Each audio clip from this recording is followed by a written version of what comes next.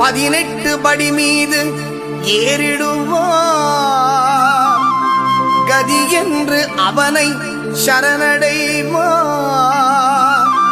அதிமுகம் கண்டே மயங்கிடுவார். ஐயனை துதிக்கையிலே தன்னையே மறந்திடுவார். பள்ளிக்கட்டு சபரிமலைக்கு கல்லும் முள்ளும் காலுக்கு மெத்தை சுவாமியே ஐயப்போ சுவாமி சரணம் ஐயப்ப சரணம். பள்ளிக்கட்டு சபரிமலை